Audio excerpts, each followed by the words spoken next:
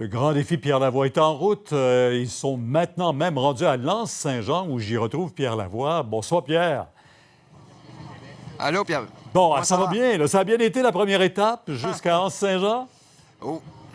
Oui, c'est toujours une étape agréable. Il y a beaucoup de montagnes, mais on l'a fait un peu plus lentement pour que tous les cyclistes puissent se rendre dans mon village natal. Donc, on était très bien accueillis. Bien, je dois dire que vous êtes malgré tout très chanceux là, parce que les conditions météo qu'on annonçait ce matin n'étaient pas très agréables. Mais là, je vois, ma foi, vous n'avez pas eu de pluie du tout? Non, pas encore, mais on sait que dans la prochaine étape, on devrait en avoir. On s'établit en conséquence, mais bon, tu sais c'est quoi, Pierre? Donc, Oui. il faut lutter contre les éléments dans un événement qui dure plusieurs jours. C'est toujours le défi qu'on a, mais l'organisation est prête. Les cyclistes, cette année, le printemps n'a pas été très beau, donc ils ont une bonne préparation, mieux que les autres années, je crois.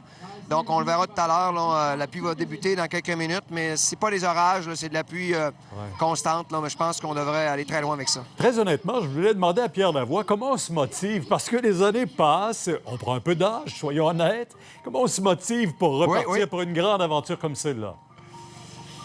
Bien, Pierre, c'est la cause. Je pense que c'est pareil pour toi. On a une cause qui nous tient à cœur. On la voit avancer, on la voit progresser. On la voit finalement s'étendre à travers les médecins, les étudiants, les cubes énergie. Donc, on ne peut pas lâcher, là, parce qu'il faut se rendre jusqu'au bout de la démarche. C'est un peu qu'on lutte contre le cancer, on veut se rendre jusqu'au bout, on veut trouver des solutions. Et quand on sent que ça avance, on ne peut pas baisser les bras parce qu'on l'a pris sur notre dos, ce mouvement-là, au départ. Et aujourd'hui, il y a plein de gens qui l'incarnent et on sait que notre société sera différente bientôt. Et ça, on a ramené notre contribution. On n'est pas les seuls au Québec, il y en a d'autres qui le font aussi, là. Mais on voulait amener une contribution importante et c'est ce qu'on fait. C'est ce qui nous motive tous les jours à poursuivre parce qu'on le voit avancer, le mouvement. Oui, c'est très, très louable, il faut le souligner. Cette année, 215 équipes, je disais tantôt. Il y aura en plus la boucle. Au total, vous attendez combien de cyclistes? Là?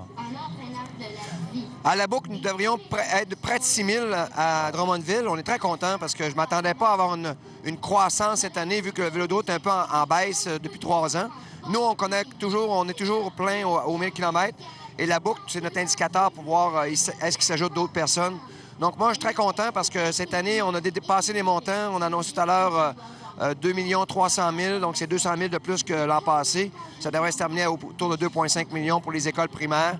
Et on sait qu'il y a une bonne partie qui va aussi aux maladies génétiques orphelines, où on investit environ 30-35 projets de recherche à chaque année. Donc on amène notre contribution à petits pas, mais comme je te disais tout à l'heure, moi, je suis sur le terrain et on voit les choses avancer. On voit qu'il y a plein de gens qui veulent s'impliquer aujourd'hui, maintenant, au Québec.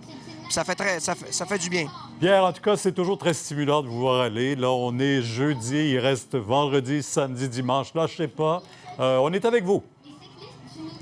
Bien, Pierre, je veux te souhaiter à toi aussi. Je sais que ton événement s'approche bientôt. On est tous derrière toi aussi, Pierre. Continue, je veux pas que tu lâches. C'est important. Merci, au revoir. Bye-bye.